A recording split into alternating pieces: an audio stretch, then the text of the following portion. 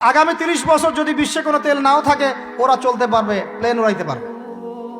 ওদের মিলস বন্ধ হবে না, ফ্যাক্টরি বন্ধ হবে না, ওদের ইন্টারনেট সেকশন বন্ধ হবে না, বিদ্যুৎ বন্ধ হবে না, ওদের কোনো কিছুই বন্ধ হবে না, কোনো প্রযুক্তি বন্ধ হবে না।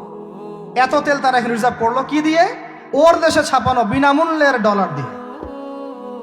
এরপরে তারা আরবদেরকে বুঝালো, ইয়া শেখ, আরবদেরকে বুঝালো, হাবিবি, ইয়া হাবিবি, কাছে আসেন, শোনেন, আমরা আপনাদের কাছে তেল আছে, আপনারা তো তেল বয়কট করে দিয়েছেন, আর তেল ছাড়া তো আমাদের যুদ্ধ বিমান ফ্লাই করছেন। তেল তেল কাদেরকে দিয়েছে আল্লাহ পাক? মিডল ইস্টে আরবকে দিয়েছে, ঠিক আছে?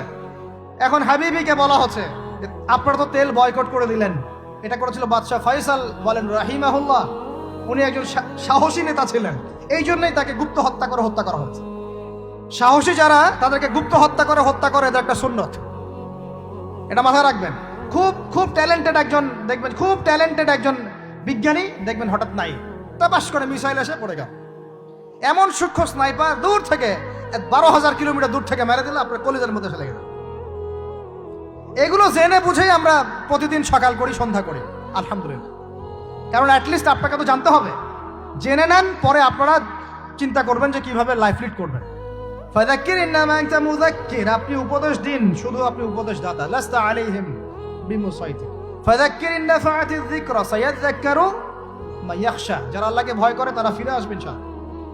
তো যেটা বলছিলাম, বাদশাহ ফয়সাল একদম বয়কট করে দিলেন। এবার ওরা এসে বুঝাচ্ছে যে তেল ছাড়া তো আমাদের চলছে না। এদিকে ওদের ডলারের মান কমে যাচ্ছে, মুদ্রাস্ফীতি হচ্ছে, ইনফ্লেশন হচ্ছে। এখন তারা বোঝালো যে ঠিক আছে, একটা চুক্তি করা যাক। যুবকরা ভালো করে শোনেন, এগুলো জানেন না বলেই অনেক সময় আপনি সহি সহি বলে সহি ভুল পথে যাচ্ছেন। ভাই, সহি পথেই যাচ্ছেন, বাট এটা সহি ভুল হয়ে যাচ্ছে। ওরা বুঝাতে পারছি? সহিহের আড়ালে একটা মারাত্মক জয়ীফার জাল আকিদা আছে, এটা আপনার সামনে সহি দিয়ে ঢেকে দেওয়া হয়েছে, বুঝতে পারতেছেন না। এই জায়গাটাকে ভালো করে বোঝেন। যখন উম্মর সাথে কেউ গাদ্দারি করে তখন সে সহি থাকে না।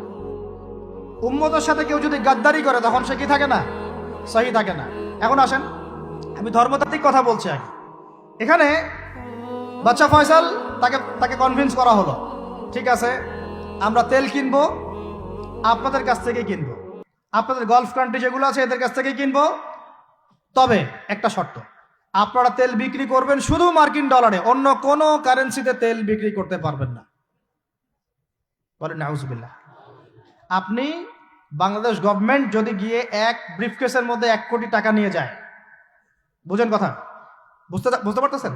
1 কোটি টাকা আমাদের টাকা নিয়ে গিয়ে যদি বলে শেখ হাবিবি আমাকে তেল দাও, ওরা বলবে তেল দিতে পারবো না, খালাস, কুল্লু খালাস, এখান থেকে বের হও। কথা বুঝতে পারেন নাই? 1 কোটি কি দিবেন? টাকা, তেল দিবে না। লিখে নেন, দিবে না। কিন্তু সেই 1 কোটি টাকাকে যদি আপনি ডলারে কনভার্ট করেন, ওটাকে ডলার দিয়ে কনভার্ট করেন, করে যদি বলেন হাবিবি তেল, তখন বলবে যে আসো তাআলিলাহি, তেল নিয়ে যাও, খালাস, কুল্লু খালাস। এটা বুঝতে পারছেন? তেল বিক্রি করব শুধুমাত্র ডলার দিয়ে, ডলার ছাড়া অন্য কোনো কারেন্সিতে তেল বিক্রি করতে পারবো না। এইটা পশ্চিমারা আরবদের সাথে একটা সন্ধি করলো আর কি, চুক্তি করলো। এই চুক্তির নাম হলো পেট্রো ডলার মনিটরি সিস্টেম। বুঝতে পারলাম? Petro dollar monetary system. এর বদৌলতে আরবের মরুভূমি হয়ে গেল এখন একদম অট্টালিকার প্রাসাদ। বোঝা যায়? মরুভূমিগুলো হয়ে গেল কি অট্টালিকার প্রাসাদ, আর বাকি পুরো মুসলিম উম্মার উপর দেখেন কি দুরবস্থা নেমে আসে। শুধু তাই না, ওই ডলার হলো একদম লিডার, কারেন্সির লিডার। এখন ওই ডলার তেলের মান নির্ধারণ করবে, আপনি টাকা দিয়ে করতে পারবেন। সারা বিশ্বের সবচেয়ে বড় অর্থনৈতিক জুলুম হচ্ছে এই পেট্রো ডলার মনিটরি সিস্টেম। এর চেয়ে বড় কোনো জুলুম হয়নি অর্থনৈতিক জীবনে। এখন অনেক ওলামায়ে কেরাম আছেন আপনারা এখানে, আমি জানি উপস্থিত, আপনারা একটু ফিকহের কিতাবগুলো মোতালা করে আমাদেরকে একটা ফতোয়া দিয়েন যে এইরকম মনিটরি সিস্টেম প্রণয়ন করা জায়েজ না জায়েজ। এটা আপনারা ফতোয়া দিয়েন, আমি ফতোয়া দিতে পারবো। আমি অর্থনৈতিক ভাষায় বলতেছি যে এই মনিটরি সিস্টেমটা পুরো বিশ্বে জুলুম নিয়ে আসছে। এখন আদতে, এখন শোনেন এই অংশটুকু শোনেন, তারপরে আমি শেষের দিকে চলে আসতেছি। আদতে এতে পশ্চিমাদের লাভ কি হয়েছে শোনেন। আমার কাছে এই যে ডলার, এটা আমি ছাপাই আমার দেশে, আমার কারখানায়। আমার খরচ হচ্ছে কাগজ, আমার খরচ হচ্ছে মেশিন, আমার খরচ হচ্ছে কালি। বোঝা যায়? বোঝা যাচ্ছে? আচ্ছা, এখন সেটা আমি বানালাম, ছাপালাম, গিয়ে আমি আরবকে দিলাম, তেল দাও।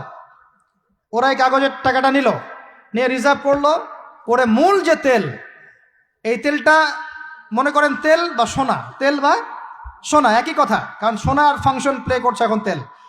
এখন তো যেহেতু গোল্ড দিনার নাই, দিরহাম নাই, এই তেলটা তারা নিল, নিয়ে ওদের দেশের আন্ডারগ্রাউন্ডে বাংকার আছে, গ্যালনকে গ্যালন তেল রিজার্ভ করতে থাকলো। এমনভাবে রিজার্ভ করতে থাকলো যে বিগত আগামী 30 বছর যদি বিশ্বে কোনো তেল নাও থাকে, ওরা চলতে পারবে, প্লেন উড়াইতে পারবে।